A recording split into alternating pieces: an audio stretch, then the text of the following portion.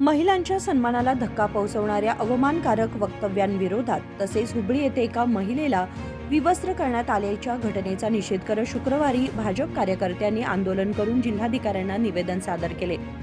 महिलांबाबत सार्वजनिकरित्या अपमानास्पद वक्तव्य केल्याच्या आरोपावरून संबंधित व्यक्तीविरुद्ध कठोर कायदेशीर कारवाई करण्यात यावी अशी मागणी करण्यात आली आहे। जे आमदार आहेत भागीरथी मॅडम, त्यांच्या नावानं जातीवाचक पोस्ट घालून त्यांना श्रद्धांजली जाहीररित्या मीडियामध्ये अर्पण करण्यात आलेली आहे। एका आमदाराच्या बद्दल असं वक्तव्य देत असताना तुम्ही विचार करा की ह्या काँग्रेसच्या राज्यामध्ये काय चाललंय, आम्ही महिलांनी काय करायचं। त्याशिवाय आता हुबळीमध्ये सुद्धा एका महिला कार्यकर्त्यावरती नको असलेल्या स्थितीमध्ये अशा पोलिसांनी अत्याचार केलेला आहे, काही काँग्रेसच्या कार्यकर्त्यांनी अत्याचार केलेला आहे। याचा जाब कोण देणार? आम्ही त्यासाठी महिला मोर्चाच्या वतीनं आज आमच्या आदरणीय आमदार जोल्ले मॅडम आलेले आहेत, त्यांच्याबरोबरच सगळेजण इथं प्रोटेस्ट करत आहोत आणि काँग्रेस सरकारचा जाहीर निषेध करत आहोत। त्यांनी सगळ्यांनी याची माफी मागावी आणि त्याशिवाय सगळ्या ज्या ह्याच्यामध्ये ज्या अंतर्भूत असलेल्या व्यक्तींवरती योग्य ती कारवाई करावी अशी आमची आज मागणी आहे।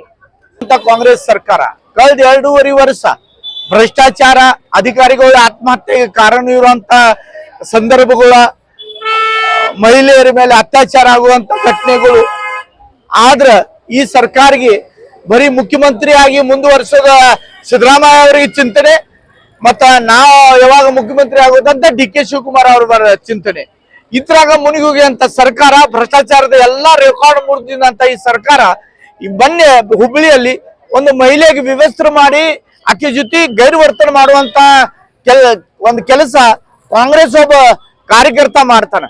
ಆದ್ರೆ ಯಾವುದು ಕ್ರಮ ತಗೋಬೇಕು ಅದ್ರ ಬಗ್ಗೆ ಆವಾಜ್ ಎಬ್ಬಿಸಬೇಕಂತ ಕಾಂಗ್ರೆಸ್ ಸರ್ಕಾರಕ್ಕೆ ಏನು ಬಿದ್ದಿಲ್ಲ।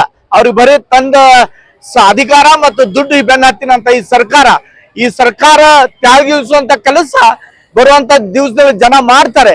ಆದ್ರೆ ಯಾರ ಮೇಲೆ ಅನ್ಯಾಯ ಆಗ್ತೈತಿ ಅವ್ರಿಗೆ ನ್ಯಾಯ ಸಿಗ್ಬೇಕಂತ ಭಾರತೀಯ ಜನತಾ ಪಾರ್ಟಿ ಯಾವಾಗ್ಲೂ ಹೋರಾಟ ಮಾಡ್ತಿರ್ತೈತಿ। ಅದರದೇ ಒಂದು ಭಾಗಿಯಾಗಿ ಇವತ್ತು ಬೆಳಗಾವಿಯಲ್ಲಿ ನಾವು ಆ ಹುಡುಗಿಗ ಆ ಮಹಿಳೆಗ ನ್ಯಾಯ ಸಿಗ್ಬೇಕಂತ ಬೀದಿಗಿಲ್ದ ಹೋರಾಟ ಮಾಡ್ತಾ ಇದೀವಿ। ನ್ಯಾಯ ಸಿಗಲಿಲ್ಲ ಅಂದ್ರೆ ಇದಕ್ಕಿಂತ ಉಗ್ರ ಹೋರಾಟ ಮಾಡುವಂತ ಕೆಲಸ ಬರುವಂತ ದಿನದಲ್ಲಿ ಭಾರತೀಯ ಜನತಾ ಪಾರ್ಟಿ ಮಾಡುತ್ತಿದೆ।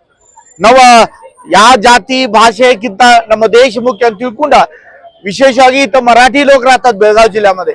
मराठी लोकांना सुद्धा अनेक समस्यांना अनेक अडचणींना तोंड द्यावं लागतं। त्यांच्यावरती अनेक गोष्टीचा अन्याय करण्याचं काम हे सरकार करायलंय। भाषा जातीपेक्षा धर्म आणि आपली संस्कृती महत्वाची असते याचा भान ठेवून महिलांच्यावर होणारा अत्याचार, शेतकऱ्यांच्यावर होणारा अन्याय, तरुण मुलांच्यावर शिक्षण घेणाऱ्या विद्यार्थ्यांच्यावर विद्यार्थिनीवर होणाऱ्या अत्याचाराच्या विरोधात सरकार काय जागा होणार आहे की नाही, पाऊल उचलणार आहे की अशा प्रकारचे प्रश्न जनतेच्या मनात निर्माण व्हायला हवेत। त्याला वाचा फोडण्यासाठी आजचं भारतीय जनता पार्टीचं आंदोलन आहे। लवकरात लवकर त्याला न्याय मिळवून द्यायचं काम सरकारनं करावं, अन्यथा याच्यावर उग्र आंदोलन येणाऱ्या भविष्यकाळात भारतीय जनता पार्टी करणार आहे। सोडलेलं नाही जुगार अड्डे, दारूचे अड्डे, चाकूचे हल्ले, दरोडे, चेन स्नॅचिंग काय होत नाही सांगा। आता जो 2 नंबरचे ज्याला धंदे म्हणतात त्या धंद्याचा विश्वविक्रम जर कुणी केला असेल तर आताचे काँग्रेसचं सिद्धरामय्याचं सरकार। मग मी ज्या दिवस मुख्यमंत्री म्हणून परवा तरी कार्यक्रम केला, मी म्हणेन जास्ती वाईट काम करण्याचा पराक्रम केलेल्याचा एक कार्यक्रम येणाऱ्या भविष्यकाळात त्यांनी करावा। या आंदोलनावेळी माजी आमदार संजय पाटील, डॉक्टर सोनाली सरनोबत, उज्ज्वला बडबन्नाचे यांच्यासह अन्य कार्यकर्ते उपस्थित होते। कृष्णा कांबळे, KMM मराठी, बेळगाव।